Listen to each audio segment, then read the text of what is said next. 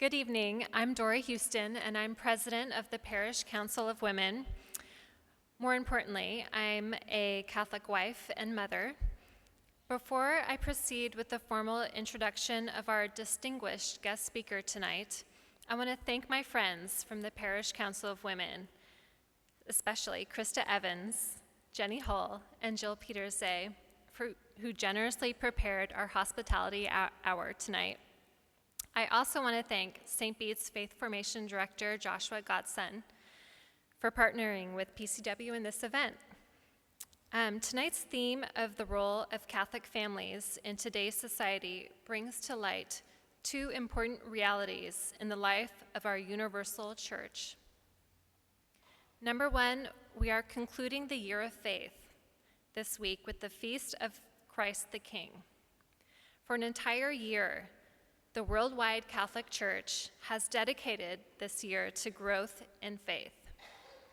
Secondly, we are awaiting Pope Francis's call for an extraordinary synod of bishops in Rome on the pastoral challenges of the family in the context of evangelization, which will take place exactly 1 year from now.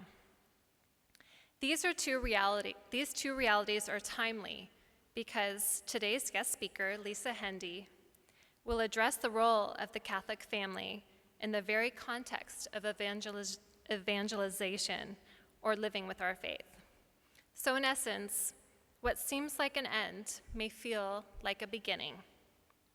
The ending of the year of faith can feel like a fresh start in living our faith with greater enthusiasm as Catholic families. Lisa is the founder and editor of CatholicMom.com and the author of 2 books, A Book of Saints for Catholic Moms and the Handbook for Catholic Moms. She is an active blogger and podcaster and was selected to be part of the Vatican and the United States Bishops' meeting for social media. Most recently, she traveled to Rwanda to study the after effects of the Rwandan genocide. Lisa resides with her family in Fresno, so please join me in extending a warm St. Bede welcome to our distinguished guest speaker, Lisa Hendey.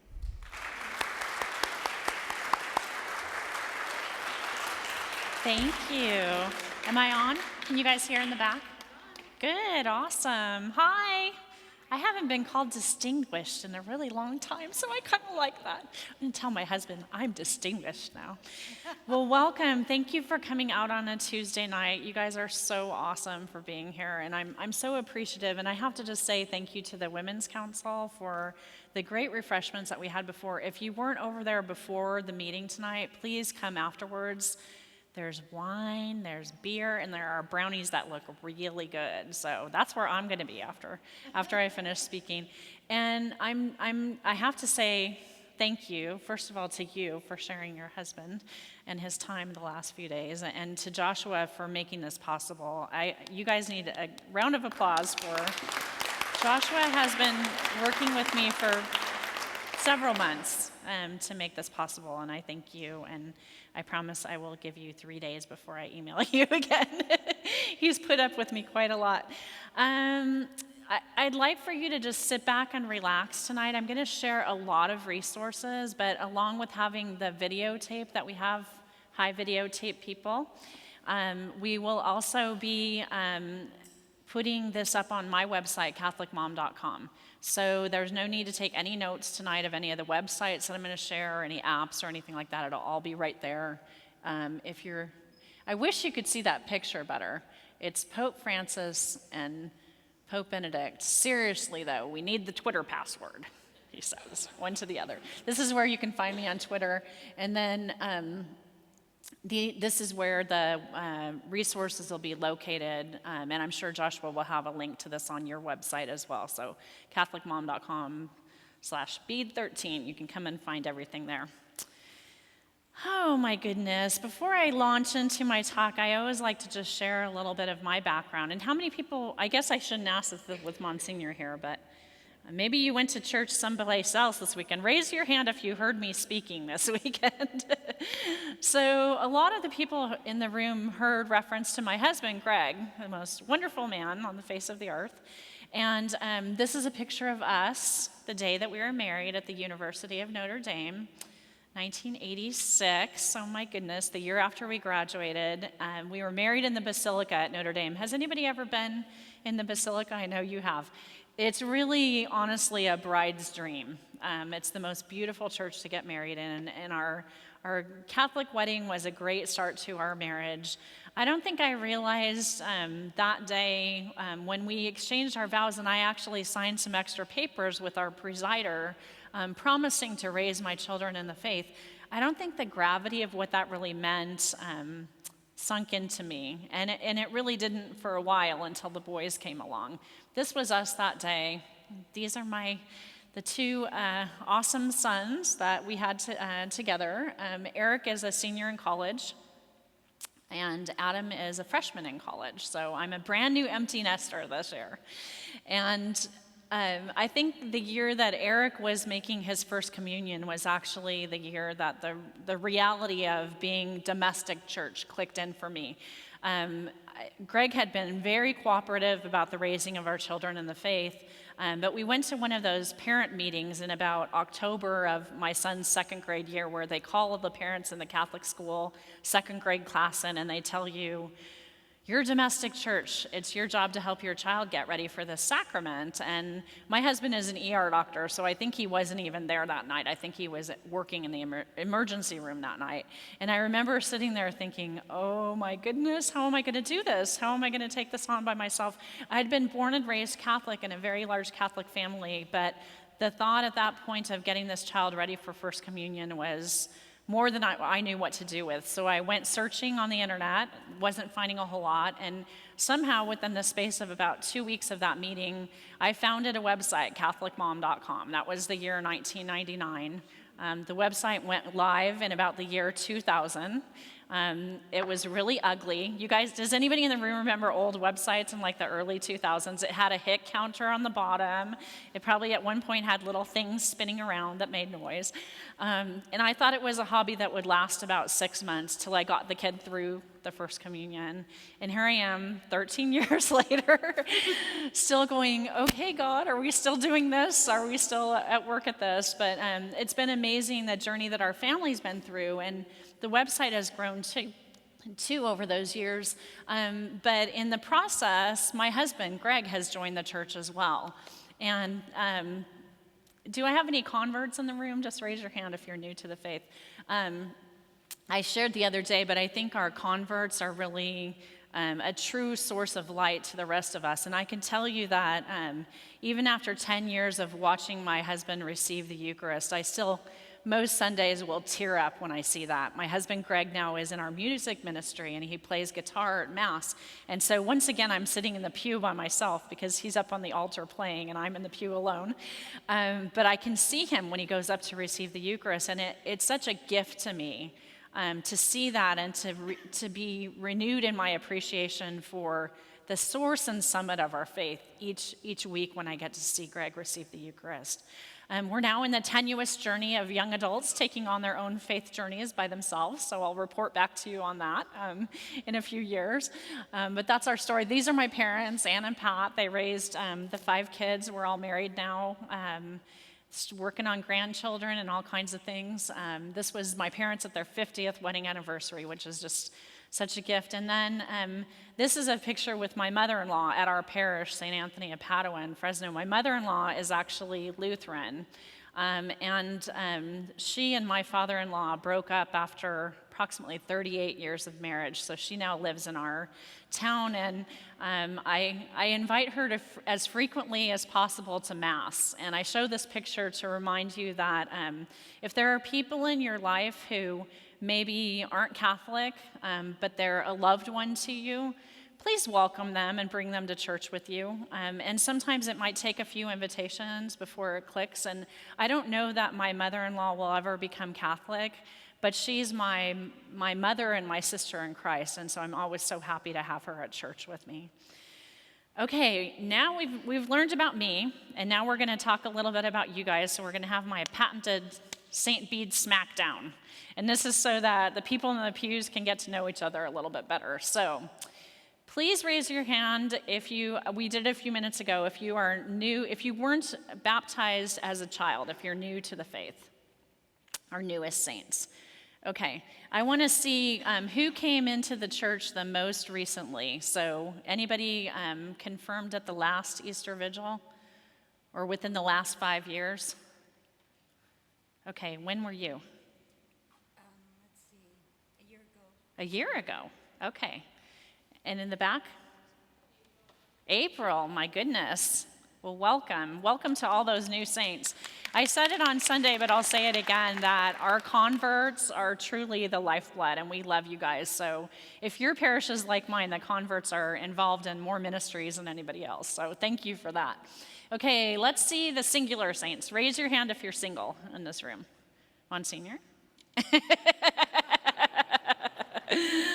Thanks for coming out. And you prove my point that I tried to make at Mass the other day, that family, a lot of times people think of the word family and they think if they're single that they're, this doesn't pertain to me, but what I'm going to talk about really matters tonight to everyone. So we're family together here in this parish. Okay, baby saints. Who's got a child under the age of 5 in this room? Wow, look around. Those are all the moms who were out there drinking wine right before this. And then my most insane saints. Who lives with a teenager? Okay, look around. These are the people that will be out drinking wine after the talk tonight. Yeah, so you survived, but yeah. You can tell that by the gray hair on my head. And then the last one I want to ask, and I'll share first, because this can be a tender one. I was baptized in 1963. Was anyone baptized before me? Raise your hands. Okay, was anybody baptized before 1950? Keep them up. Before 1940? Before 1920? If you can't remember, you're probably in good shape. What year were you born? 1923. 1923? I just celebrated my 90th birthday. Yay. Do I have my handheld microphone? Yeah. I'm assuming nobody can beat 1923. Right? How do I turn this on?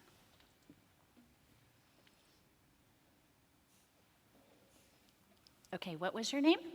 Earl. Earl. Smith. Earl Smith. Were you baptized in 1923? Was I probably, but I'm not sure. I can't. We're going to guess. Either 23 or 24. But 1923, November 12th, I was born, yeah. November. And how long have you been coming to St. Bede? At St. Bede's? 30, 40, maybe 40 years, I think. Wow. Do you remember the old church? The old church that was here? Right. Okay. If anything happens to me tonight and I fall over and I drop dead, Anything happened to what? If anything happens to me tonight, then you're in charge. Okay? You heard it, Joshua. Okay. We have that established. I do the smackdown to know the source of history in the room. So here he is right here. If you see this man at Mass, go talk to him. Take him out for a cup of coffee. I'm sure the stories he could tell us are fantastic. So yay. Thanks for coming out. And to all the other people who thought they were too busy or too tired to get out the door tonight, wow. Listen to that. Okay. Whose home looks like this around dinner time? It does? I'm so happy for you. Do you have that beautiful roasted chicken and the vegetables? Oh, good. Awesome. How many people ate their dinner in the back of a car at least once this week? Good. they're not raising their hands, but I know you're out there. This is what we aspire to, and yet the reality of it is sometimes somewhat distressing. For those who live in young families, for those who live in old families, for all of us, life is so busy. But this is basically what our church teaches, that our homes are the first church, the domestic church. And that phrase, domestic church, actually came into vogue in around the year 1656. So that's a term that's been floated around for a while. I'd never actually heard the term before my childhood, and I really didn't, I don't think, fully comprehend it until I started building my own domestic church. But it's basically this concept that parents are the first heralds of the faith. So when I went to that first communion meeting and had that panicked moment about being the main faith formator of my children, I was onto something, because in reality, even at the moment of our children's baptism, we are called to be those first heralds. And then the church teaches as well that our domestic churches are the first teachers of these 3 points of love, of repeated forgiveness. I love the fact that they say that in the catechism, repeated forgiveness.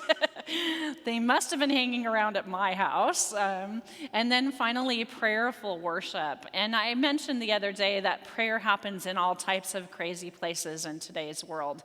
And that we do our best praying as families sometimes on the go. So this is the reality of what we're called to. And then the reality of today's society is this phrase, which you might have heard on the media within the last year: spiritual but not religious. People surveyed in this last year overwhelmingly said this: I'm spiritual, I believe in God, but I don't need to go to church to find him. That my practice of my faith can happen out in nature, when I'm hunting or next to the football field or on my couch when I read my Bible. I'm spiritual, I believe in God, but I don't need to go to a religious organization. And so this is the climate that we're raising our children in now. It's a tremendously challenging climate. I wanted to kind of give a little overview of some of what we've experienced just within the last year in our church. And we did have a mention in the introduction of the Year of Faith. What a tremendous parting gift Pope Benedict XVI gave to us, this Year of Faith, where we studied really 2 things. We studied the Catechism, becoming more informed about the Catechism of the Catholic Church, and then we also did an in-depth study of the Creed. And I hope that if you're like me, I'm just about ready to put down the little plastic sheet at Mass and to say the Creed without messing up. It helps when I'm singing it. For some reason, it's easier to sing it than it is to remember it. But to really better know the Catechism and the Creed this year was a real gift for me. I actually received a daily mailing with portions of the Catechism each day of the Year of Faith, and we're getting ready to finish reading that. And I'm convinced that by the end of November, I will be able to say that Creed without my cheat sheet. Then, in the midst of all this, in the midst of this beautiful gift of the Year of Faith, we had the conclave, the resignation, the conclave, and the election of Pope Francis. Was anybody else a Catholic geek enough like me that you were awake watching for the smoke in the middle of the night? I was watching. I couldn't wait. And when Pope Francis came out and we first met him, the electricity in the air came through the TV screens and the video that I had on and the Twitter that was clanging in the background. Those first few moments of seeing him and wondering, and then him asking us to pray with him for him. What an amazing moment that was. I don't think I'll forget it anytime soon. And you know, to just watch him every day is a true joy. And I think he's bringing a revival and a true energy to us that's going to be a gift for years to come. Here was another gift. Anybody can guess what this is, the picture of? World Youth Day, Copacabana Beach. The estimate, 3 million youth on the beach. World Youth Day, again, an every 3-year worldwide phenomenon. I have never gotten to go. I'm past the age of being a youth, but I hope to go at some point. I'd love to go to Krakow in 3 years from now. If you have a young adult in your life, a major gift to them would be to help them to get to World Youth Day. And then this, which we just had a mention of, upcoming in October of 2014, the new extraordinary General Assembly of the Synod, and how exciting that their topic will be the domestic church, family and the new evangelization. The pastoral challenges of the family in the context of evangelization is the official title of the Synod. And the Synod documents, the pre-synodal documents, are beginning to kind of float around. And you can actually go online and read those and look at the context in which Pope Francis has put forward this call for an in-depth study of the ever-evolving role of the family. As we know that in society here in America, the term family, the term marriage is being redefined. And the church now is called to minister to people for whom there's a tremendous evolution in our culture. So we're asking together as a church, and Pope Francis has gone to trusted organizations to do some pre-study questions. I'd say to you that this is one of the topics that you'll hear about in mainstream media over the next few months, and I want you to not pay attention to what CNN is saying, and please pay attention to what your pastor and your archbishop are saying. Because there's going to be a lot of false information floating around about this. There already is. And so really this is a time to kind of cling to, and you guys have a great organization here to bring you directly from the trusted sources what's happening with the Synod. So keep an eye on that. I want to say a few words about raising kids in the digital age now. I'm not going to dwell a lot on this. The slides will be here for your resources, but whenever I get a group of moms and dads together, I always like to say a few words about what it's like to raise kids in today's digital age. So a quick look at the numbers. You can see Catholic Church, 1.2 billion members worldwide. Facebook, at the time I made this slide, 1 billion. Probably, that's a dated figure now. So that puts in context the church versus the other influences in our children's life. And then every minute of every day, you can see the rush of information happening there. Every minute of every day, 48 hours of video uploaded to YouTube. So this tremendous digital climate that our kids are growing up in. And our challenge to raise them in this environment is really to raise evangelists, to raise our apologists, but they're growing up in an environment where they're tremendously wired, where they're spiritually focused. Remember that phrase, spiritual but not religious. And also, our kids are very service-oriented. Most of them are in high schools where service is actually a component of their education. So that's a great thing, helping them to connect the fact that they're serving with the fact that they're doing that on behalf of the faith that they believe in is an important connection for us to make. New verbs. I won't go through them all, but I can tell you that when I was a teenager, I never had to worry about sexting. And confessing meant something very different than what it does now. There's actually the phrase confessing, which means going online and sharing the dirtiest of your sins for everyone to see in your social media. So these are some things that our kids are dealing with these days. And moms and dads, come back and get the slides later on for my full list of nagging, but basically it's our duty to raise faith-filled citizens in this crazy environment. So these are a few of the things that I talk about. The first is that when we're all walking around with screens, please be very engaged in your kids' use of media, and make sure that we have a rule in our home, which is no screens in the bedroom. So that means not even cell phones in the bedroom for our teenagers when they are in high school. Yes, I am certifiably the meanest mom that ever walked the face of the earth. But screens belong in common areas of the house, and especially if you have young men living in your home. That's all I'll say about that. A few other things.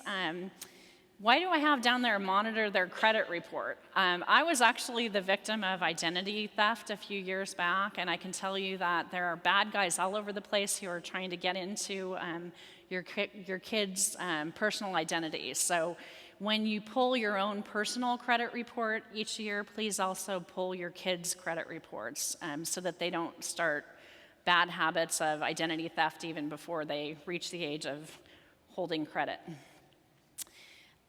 Okay, while I'm nagging, I'll just tell you, if you're a parent, you're a role model for your child. So it's no good to actually set a bunch of rules and then not follow them yourselves. So this is my list of nagging rules for parents.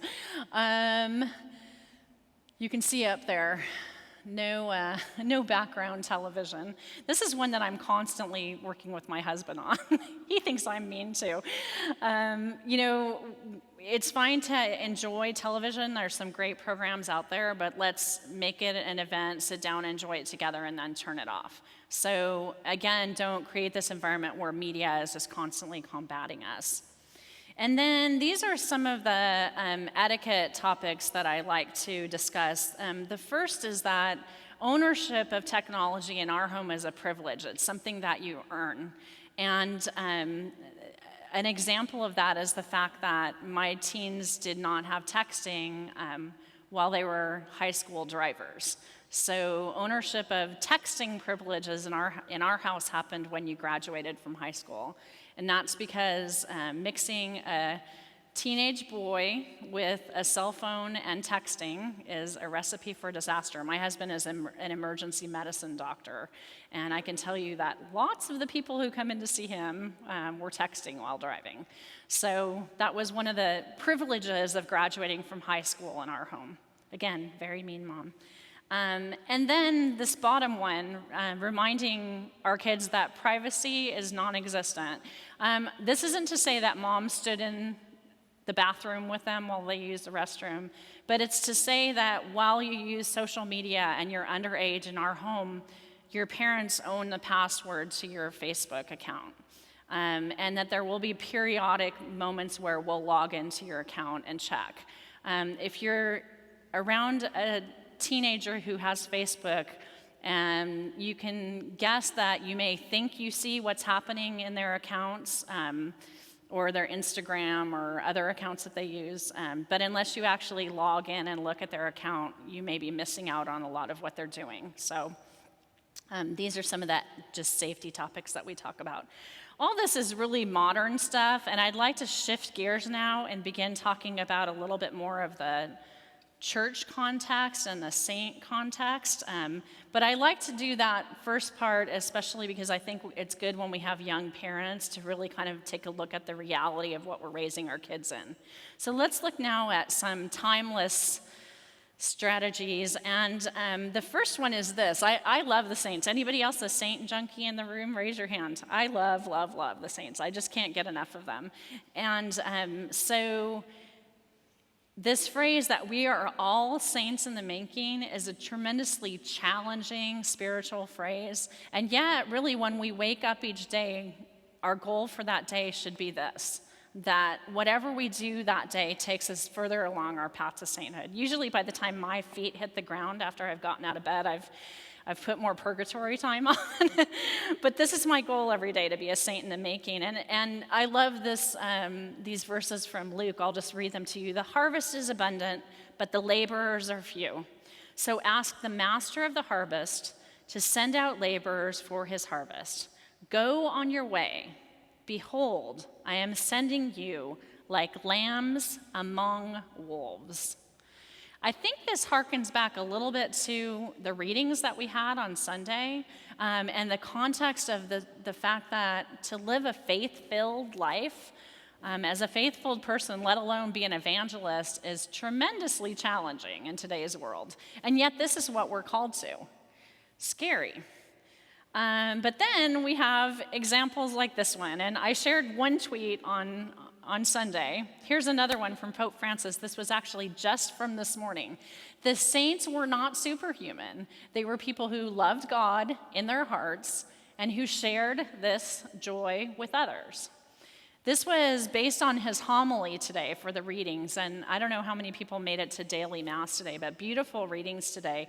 And the first reading actually came from 2nd Maccabees, and it talked about an elderly gentleman who was a witness. He stood up and refused to participate in a particular act and was persecuted for that. And Pope Francis gave this totally compelling homily where he discussed not only the the importance and the wisdom of the elderly, but the fact that if we're going to be a Respect Life church, we begin with the elderly. And he told a story about a dad who lived with his elderly father. And the son saw the dad refusing to eat at the table with the father. The father made messes when he ate, and he dribbled his food, and the dad, who was probably about my age, didn't want to eat with him because it was disgusting. So he built a separate table, and the older dad could go sit over there to make his mess. So one day he saw his little boy collecting wood, and the dad, who was my age, said to the little boy, "Why are you collecting that wood?" And the little boy said, "Oh, it's so I can build your table for where you're going to sit." What are we teaching? What are we teaching about, respect for life from cradle to grave? And how are we treasuring within our families these saints in the making, the ones who are maybe just a few years away from heaven, who were such a beautiful witness to us? So ask yourselves about that. And if you're not already checking out Pope Francis on Twitter, I just say, please do it, because, just about every day of the week, he just gives these tremendous teaching points. So we don't have to be superhuman, but we have to love God with all of our hearts. And then we have to share the joy that brings us. And I'd venture to guess that a lot of people who know Catholics think, oh, Catholics, they have so many rules. They're not allowed to do this. They're not allowed to do that. What I'd like them to think when they look at us is, wow, she's in love with God. She loves her faith. She's a joyful person. So how, when we express our faith to others, when we talk about our parish, when we mention a Bible verse we love, what's the joy that exudes from us? Okay, let's look at my role models. I call them my saints for slackers, seekers, and sinners, because I'm one of each of those things. I'm a slacker, I'm a seeker, and a sinner. And I'll start out with my slackers. So the first one is this one, Mary of Bethany. She's probably known well among all the women in the room for being the sister who was accused of not helping when her sister Martha was doing all the work, and Mary was sitting at Jesus' feet. And yet, Jesus said to her, what? You chose the wiser part. She was not a slacker. She was actually the one who gravitated towards being with Christ at that very moment. And so when we get so caught up in being the Martha in our lives that we have to take care of all the details around us, let's aim to be a little bit more of the Mary in our lives. And I think particularly for women, this is an issue. Okay, I love this one, St. Joseph of Cupertino. Anybody know what he's the patron saint of? Let's hear it. What was that? Test takers. Exactly. And the other one is airplane pilots. He was such a bad student that he almost didn't have a place in his vocation. He was left to do all the scut work and the grunt work where he lived, and was the doorman and really did all the manual labor, was thought so unintelligent that he wasn't worthy of doing anything else. And yet he was so in tune with his faith life that he was said to have actually levitated out of joy in his prayer life. And so we see often St. Joseph of Cupertino depicted in art rising above the ground out of this tremendous joy. A slacker because he couldn't get any work done, but obviously a beautiful saint as far as his prayer life. St. Therese of Lisieux, do I have any other little flower devotees in the room? She's my girlfriend. I love her. And she's not a slacker, but she herself described herself as this little one who chose the little way to Christ. And I love her concept of small acts of sacrifice being the pathway to heaven, and especially when they're done out of love for people that drive you crazy. If you read her story of a soul, you'll hear her stories about other sisters who really kind of irritated her, and she offered those moments of irritation as part of her acts of love to Jesus. This little tiny sister who went on to be a great doctor of the church, a tremendous role model for us.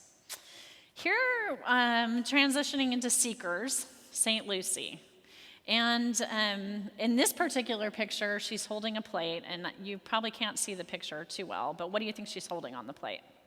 Her eyes. So there are varying stories about why she would be pictured holding her eyes. She may or may not have been subjected to persecution for her faith, where her eyes were actually put out. But one of my friends, my best research source is my Facebook friends. One of my Facebook friends said, I think she's really a great role model for seekers because she was constantly, her name means light. She was constantly seeking the light of God's love in her life. And this Facebook friend said, when I'm spiritually blind, when I'm blind of the grace of God in my life or the blessings that are right in front of me, I pray to have the vision of St. Lucy, who could so clearly see God in her life. And that was very compelling to me because there are too many days when I wake up and my laundry list for God is, help me with this, I need you to do that for me, blah, blah, blah. But, how often am I blind to those graces and blessings that are right around me? Apparent through the life of St. Lucy. St. Ignatius of Loyola. Anyone Jesuit educated in the room? St. Ignatius is really a spiritual seeker who found his conversion through his time of recuperation from, I believe it was a cannonball injury, right, Monsignor, to the leg. Laid up in the hospital, and the only books around were spiritual books. He was a man of great intelligence, so he picked those up, and the rest is a legacy. If you look at spiritual seekers and educational institutions run by the Jesuits, now you know that this wonderful legacy of spiritual pursuit of excellence and academic pursuit of excellence. So a great role model for that. And then St. Teresa Benedicta of the Cross. She's another one of my favorites. Does anyone in the room? I should disqualify Belinda right away.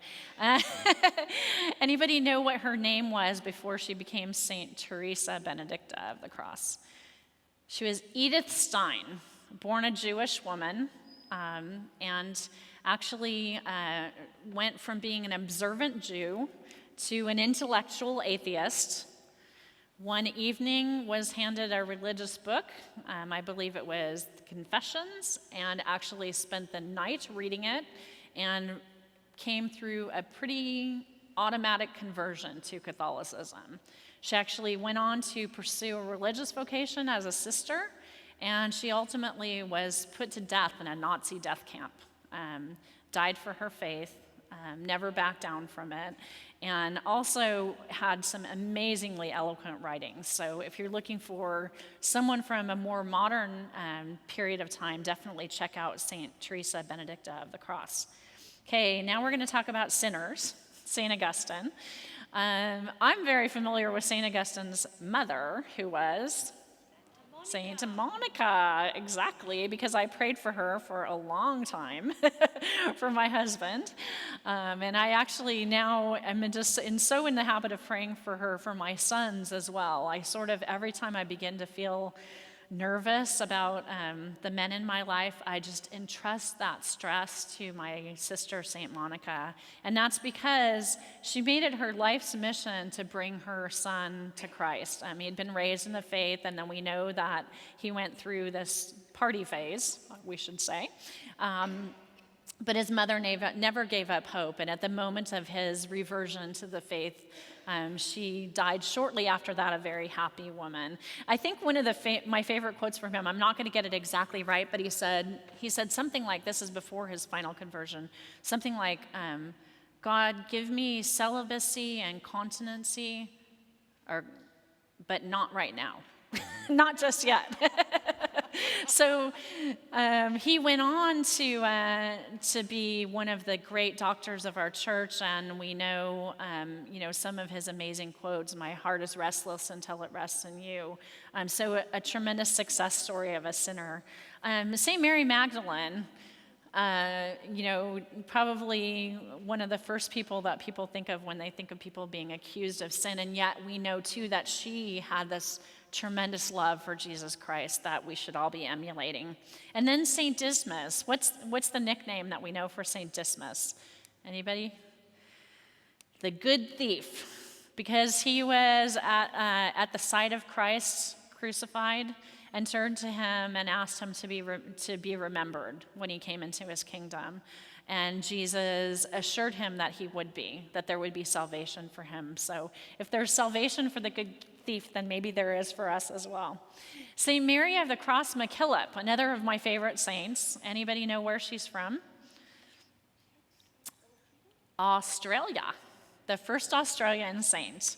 And I include her in my Saints for Sinners because I think she's a very interesting religious sister who founded an order and founded tons of religious schools across Australia, and then got into a little bit of a scrap with her bishop. Has anybody ever heard of church politics before? So she got into a scrap with her bishop and actually was told that she had to actually stop functioning in her role as head of her order. She was basically benched from her practice of her leadership of her convent, and she accepted that. And she went into seclusion, she kept her private devotions, and the case was studied. The bishop determined that he was incorrect. He came to her and asked her forgiveness and reinstated her. What I love about that story is their reconciliation, but also her faithfulness through that. She'd been falsely accused.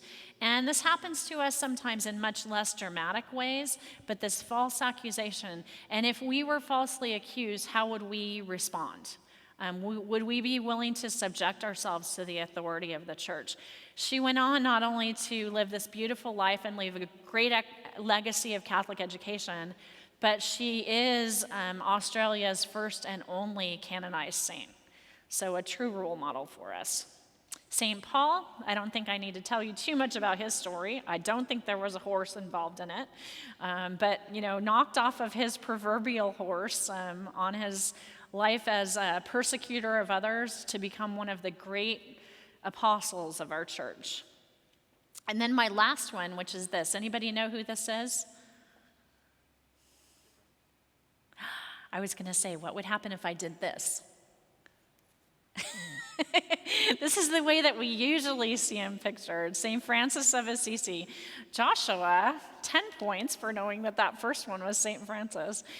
Somehow St. Francis morphed into this creature who has Bambi and little birds flying onto his shoulders, and he's in our fountains and all that kind of stuff. But St. Francis was, a tremendous conversion story in and of himself.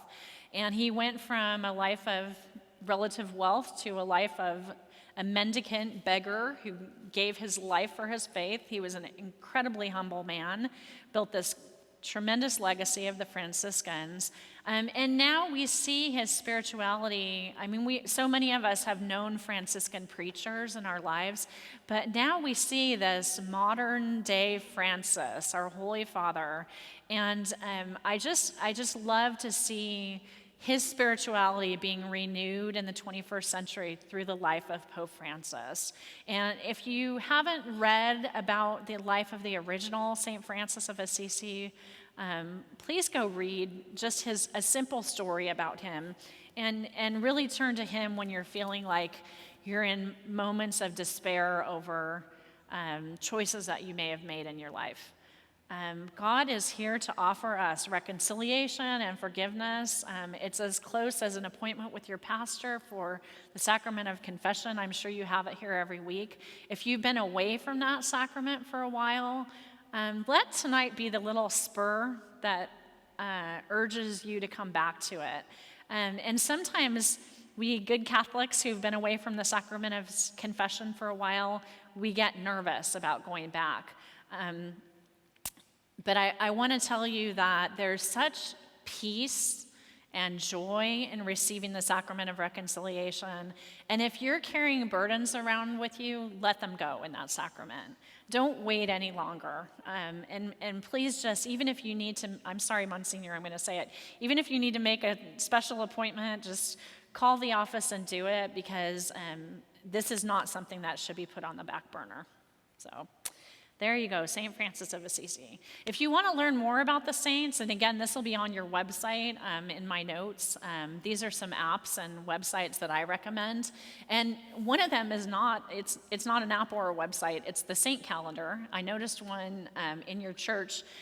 In Fresno, they're actually done by the funeral homes. I don't know why, but there are those calendars that come out around this time of the year, and they list every day a different saint. And so just get in the habit in your own prayer time of maybe reading just for a minute or two during your daily prayers about the life of the saint that we're celebrating that day. These are our friends, and they're your companions for what can be a super challenging journey. And for the parents in the room, I'd invite you to start to consider how you can help your kids to look at the saints as these friends, these role models that are companions for us. Not perfect in any way. They lived earthly lives just like you and I do, but they're there for us. And so we can learn about them and emulate their example, but they're also intercessors for us when we face challenges, prayer partners. So we should be keeping calm and striving for sainthood.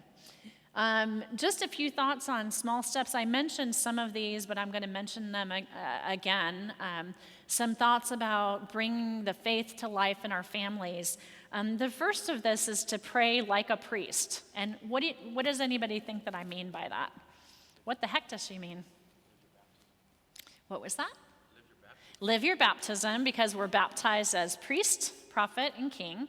And also, if you talk to Monsignor about his prayer life, he'll tell you about his office that he reads.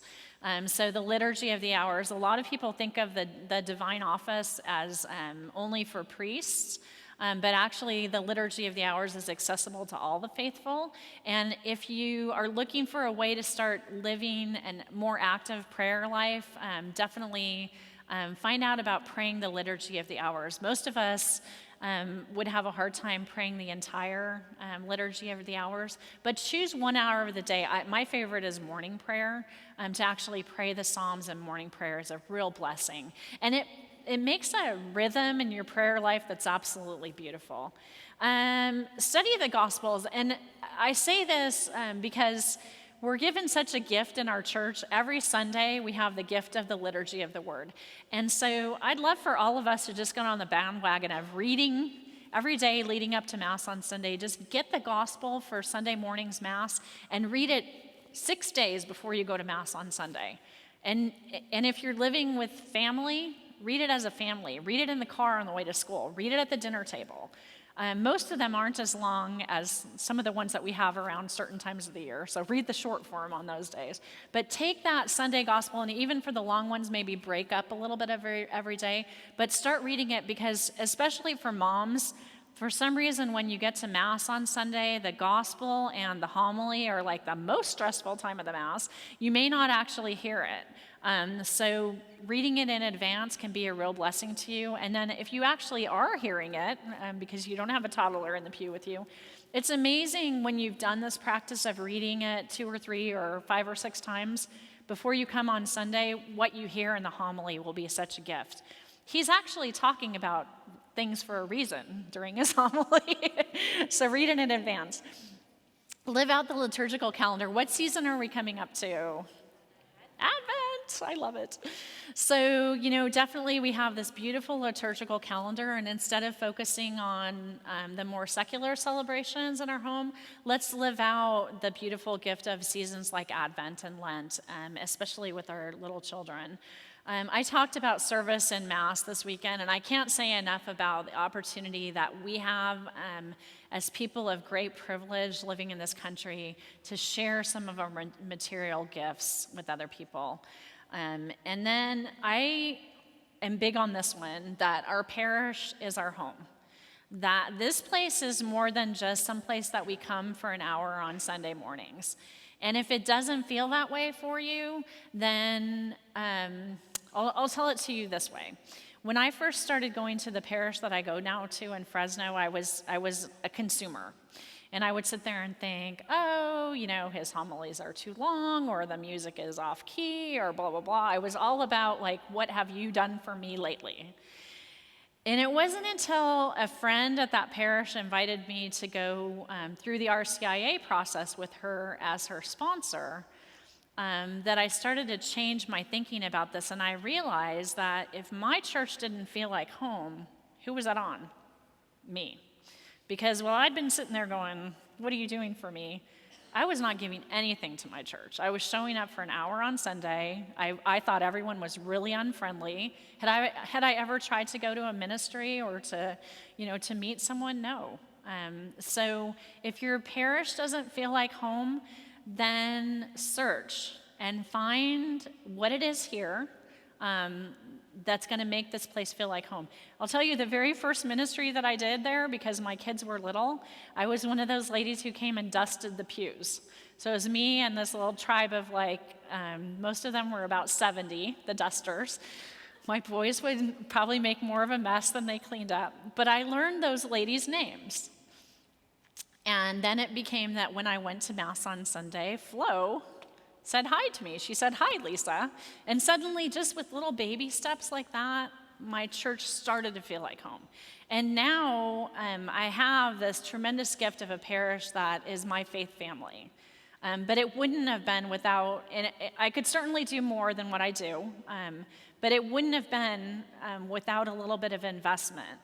And so I think for us to compete with some of what's happening in non-denominational Christian churches in our community, I don't know if it's happening here in Southern California, but where I live, a lot of Catholics are leaving to go down the street to Good News Community Bible Church because they have a really fancy babysitting room and they have great coffee after church and their music is professional and they're very welcoming and they make you feel like home when you walk in the door. But what they don't have is the Eucharist. And so I hate to see our Catholic families, I'm happy to see people go to church, but I hate to see people leave because they don't feel welcomed or loved in their parish. I don't think that's a problem at St. Bede. I think you guys do a great job of that. But if you feel that way, ask yourself how you might be contributing to home.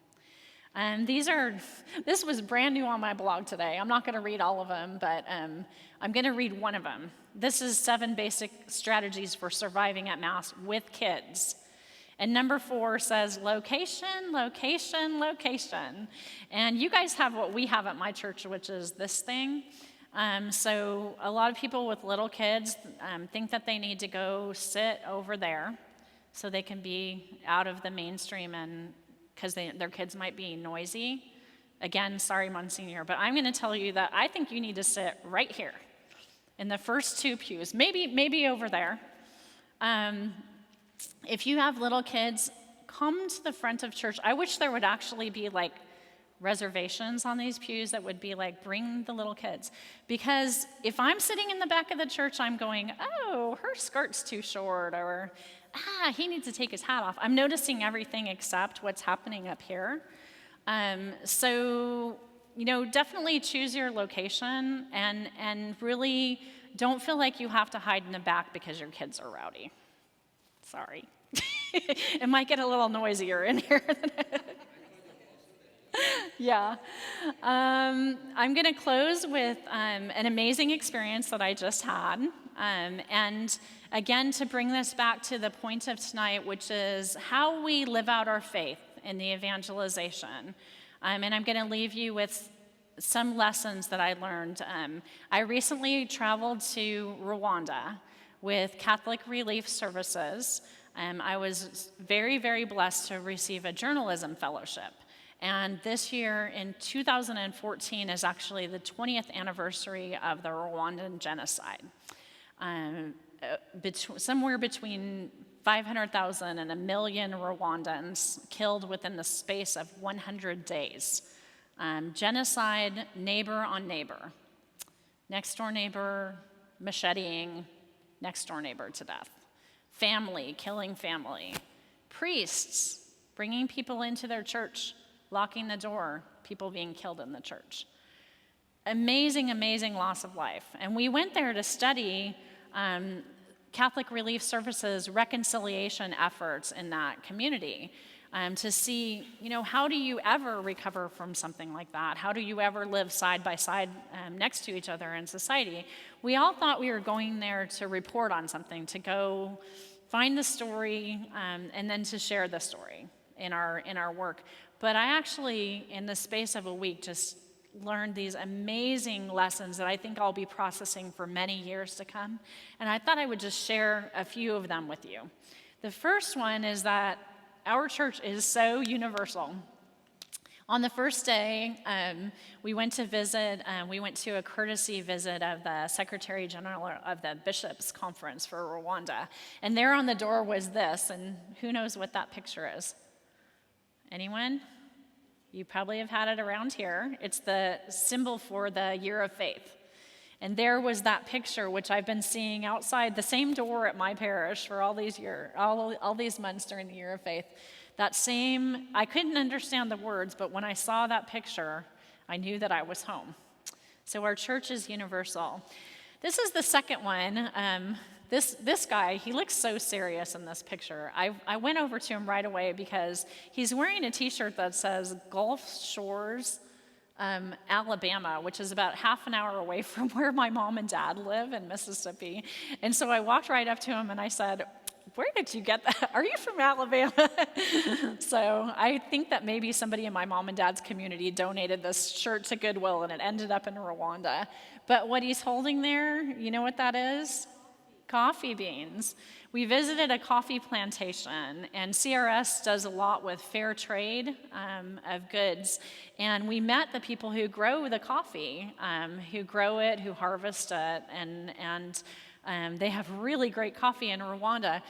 But somehow the connection of meeting this man who grows this good that I pay money for clicked something in my head. I've heard about fair trade in the past, and I've heard about, purchasing fair trade items, but all of a sudden, paying a little bit more for something that actually is fair trade because it gives a living wage to the person that grows it was like a light bulb turning on to me. Okay, it's worth a little bit more because now I know that when I buy coffee from this particular plantation in Rwanda, that guy in the Gulf Shores shirt is getting his daily wage. It's not a 5-year-old making 2 pennies a day.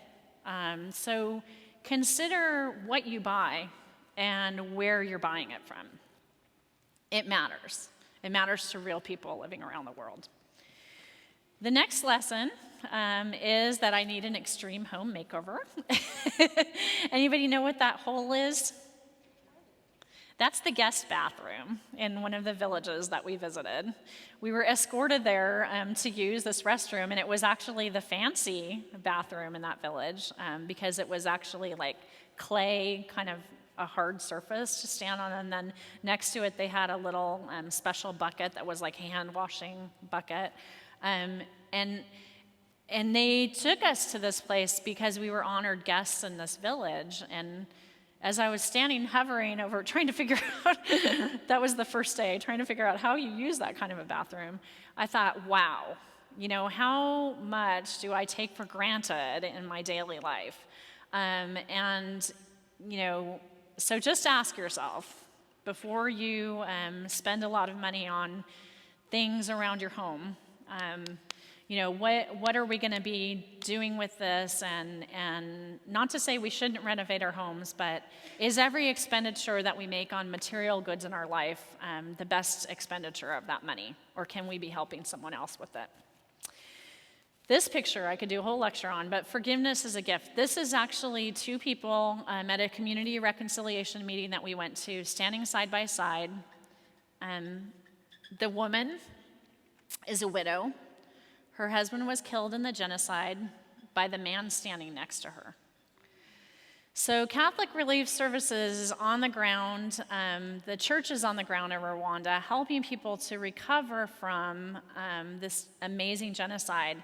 And you have perpetrator and victim who stand up, tell their story, express time and time again their forgiveness for each other, embrace and live next door to each other. How many times in my life do I walk around bearing a petty grudge because somebody stole my parking place, or somebody said something about somebody that whatever? If these people can forgive and can live with each other in community, And if the basis of that is often their shared faith in Jesus Christ and the fact that he calls on each of us to forgive, I have some work to do on that. But it's a gift, because they'll tell you that the peace that they received when they were finally able to let go, that hatred that they felt for each other, was like a burden being lifted off their back. So just to say that if you're kind of walking around with some resentment towards someone in your life right now, if there's a grudge that you feel like you can't forgive, forgiving them will be a gift to that person, but it will also be a tremendous gift for you, because it takes a lot more energy to hate somebody than it does to forgive them and to move along. So pray for forgiveness in your life. Oh, this lady. This is Immaculée. She was one of the village elders at a village that we visited, and she's my new definition of beauty. When I look at that face, I think, I'm going to stop with, worrying about wrinkles and gray hair. I'm going to embrace my freckles, because that is just about the most beautiful face I've ever seen. When I walked up to her, she was wearing a plastic rosary around her neck, and I couldn't talk to her because she only spoke Kenya-Rwandan, and I only spoke English. But we actually prayed the Hail Mary together. She took her rosary off her neck, and it was all broken up. It was one of those plastic ones, and the crucifix on it was stuck together with glue, and poor Jesus, it was broken half. And she just, she held that thing like it was the Holy Grail, and we prayed a Hail Mary together, me in English and her in Kenya-Rwandan. And then we hugged, and I said goodbye to her, and I went back to my backpack, where I had in my pocket of my backpack, a rosary that I had bought at the Vatican when I went to the beatification of Blessed John Paul II, that had been blessed by Pope Benedict XVI at a Wednesday audience. And I remembered that was in my backpack, and I thought, rats. This is where it belongs with this lady. So I took it off and I handed it to her, and she put it right around her neck. You can just see the little bit of white beads there. And I thought, and I said, pray for me. I think she is. Okay, this is the last lesson. It should be that selfies are as popular in Rwanda as they are in the United States. Every time I got out my cell phone, all the kids wanted to come around and be in the picture with me. So we did a lot of selfies, but we're all God's children. So we're all along this path to heaven. It can be filled with potholes and great challenges, but we're all God's children. So that's the last lesson.